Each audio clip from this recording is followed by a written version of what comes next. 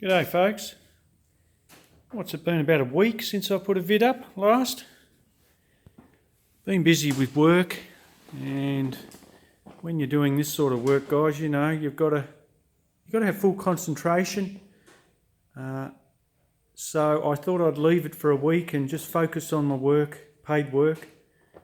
And this week coming, I've decided to get stuck into it and focus on at least getting the engine in the car this week. Well, that's the plan.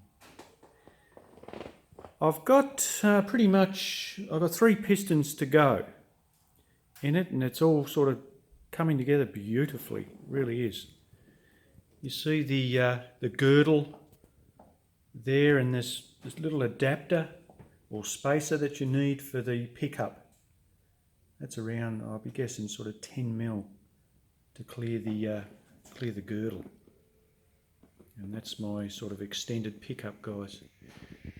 You can see that added bit under the top, or under the pickup there. It's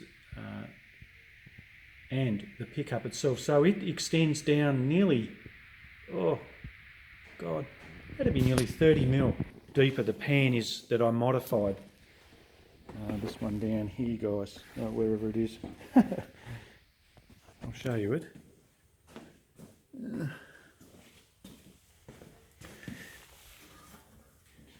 Yeah, that's the modded pan that I built. So we've got 9.7 litres of capacity. That's an awesome sump. I love it. I've made a little bit of, well, there's not much baffling, but there is a ring. You can't really see it in the video. Yeah, there it is. I've got a ring around the pickup, so, but it's got some nice step sides on it, so it sort of traps the oil. I've had no issues, you know, since I've modded that sump. It's been terrific. It's been fantastic. I've got good volume now. And like I said in the previous vids, with the scavenge out of the heads, it's been terrific. Now, number 4 piston. I've got to get a little bit taken off the top of it. It's about 12 thousandths. I've measured it. Difference. Now these sit down in the bores around 5 thou, sort of below deck height. This one sort of sticks out probably 5 or 7 thou out of the. I haven't exactly measured it, but it needs to be, just this part here just needs that little bit machined off it to get it up where I want it. So we've got a nice even piston sort of deck height.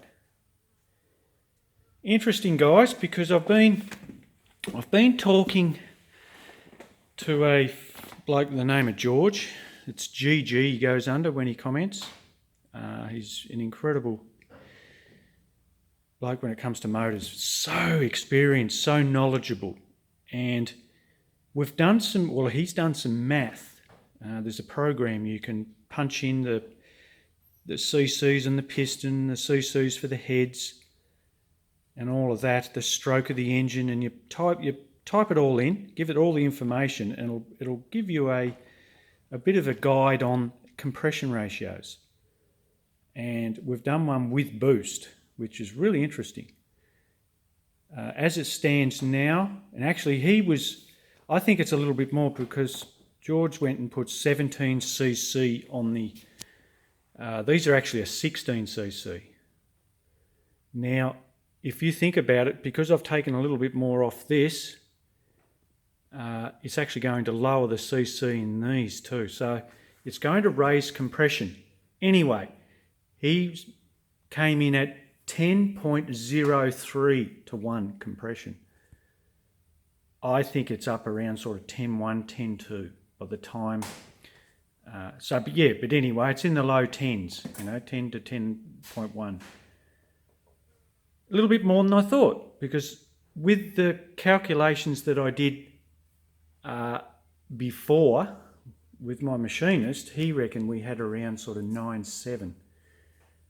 But anyway, it seems like this one's got a little bit more comp than I anticipated. And this is probably not helping the situation when it comes to running the boost that I want to sort of run, especially with the fuel that I'm using. I've really got to do a lot more. I'm in a bit of a rock and a hard place at the minute, but I've come up with a solution, and I'll get to that in a second. It's interesting because with 10 pounds of boost, and you type this into, this will give you an effective. It's basically while the engine's running under full boost, whatever level you're running. For example, 10 pounds of boost, it brings up the effective compression ratio of 16.89. That's a lot to ask for, you know, on pump fuel. With no intercooler, that water methanol, I really got to sort of dial that in. That's not, I'm not putting enough in. So it doesn't leave much of a window for safety, as in tune-wise. We're really governed with, we're not limited basically with the fuel.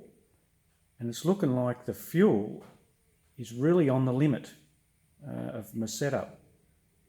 So I've decided, guys, I'm switching to E85.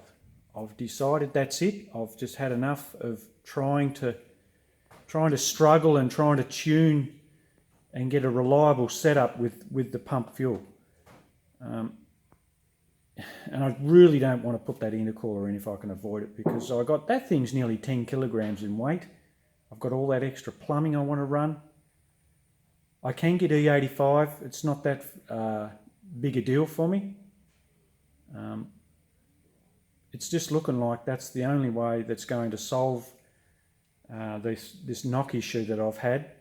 Yes, I know the carb hat's completely throwing it out as well. We're addressing that as we speak. I'm going to have some good pictures for you guys. I'll leave it for a few days on that one. Simon's been sending me little update pics of he's just started it, and the workmanship and the effort he's going through with it it's mind-blowing. I didn't think he was going to go to this extreme, but it's looking like it's going to be an awesome bit of gear. It may set the benchmark for carb hats, guys, because he's going to redesign it, completely redesign it. And I'm not sure whether he's keeping my old one and trying to modify that or just fabbing up a new one. It's a bit of a surprise at the minute. I don't want to hassle him, even though he's watching this vid, but it's going to be interesting as it unfolds. I'm very excited. So yes, we're going to swap out to E85. And I'm going to get a conversion kit for this carb. Or someone may be able to convert it for me, depending on price. But I'd love to do it myself. So I'm thinking I'm going to go down that road. At the end of the day, guys, it's only a car that I just use periodically, 5-6 times a year. It's going to be a little bit of maintenance in it, but it's going to give me so much more window for tune and for reliability. We all know the benefits of E85. It's a coolant. We've got great, and it's really knock resistant. They say around 105 to 107 RH or RON, whereas 98, well, it's 98 at best. So yes, we're going to go down that road. So I'm really, really keen on this now. It's really changed the direction with my fueling. So I think it's going to be just awesome for my setup, guys, because it's not just quarter mile time. We are, leaning on these motors for, anywhere up to 6, 7, 8 laps. And I just don't want heat to come into the factor and and knock to creep in, and I just don't need that, guys. I really don't. So I'm going down that road, and it's going to be really exciting for me. I've actually got some ideas on the water methanol too, guys. I still want to keep that and run that, but I've got some ideas, and I'll put them up in other vids. I may not necessarily run it right there. I'm actually thinking of running it back upstream a little bit. Because I'm not running an intercooler, it may give the charge air time to cool down a little bit before it enters into the carb. But anyway, it's something I'm going to talk about and think about in the coming weeks. So that's it, guys. Can't wait. I've got the fuel system to back this up, by the way, too. So we're running 12 lines to the reg. We've got the A1000 Aeromotive pump. We've got an awesome Aeromotive reg. We've got the twin -6 lines running to the carb. So fuel delivery is not an issue. They say around 30% more. It shouldn't be an issue. So we get this carb modded. You can get a kit and they give you metering blocks. They give you new floats, high flow, needle and seat, all, power valves, pumps. So I'm excited. I can't wait. My Series 100 lines I found out is compatible for the fuel.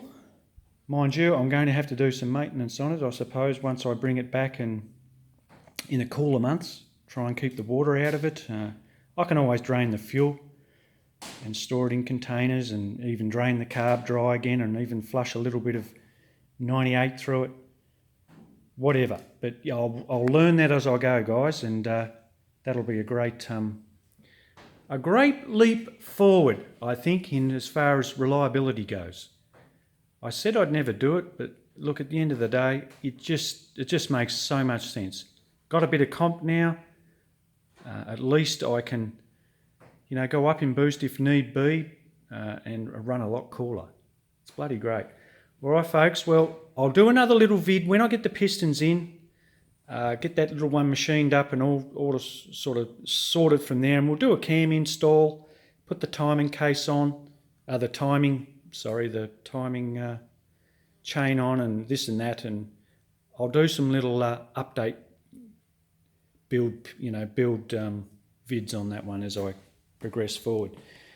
I rechecked all my measurements too on the for anyone that's sort of interested in that, on my blueprinting.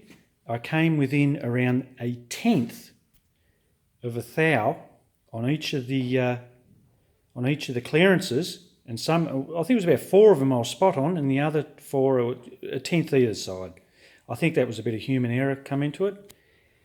My main bearings came up absolutely spot on, so I'm very happy with the way it all sort of held up. It never really knocked anything around at all. It was very pleasing to see, and it's comforting to know now that I can assemble this engine with the right clearances again.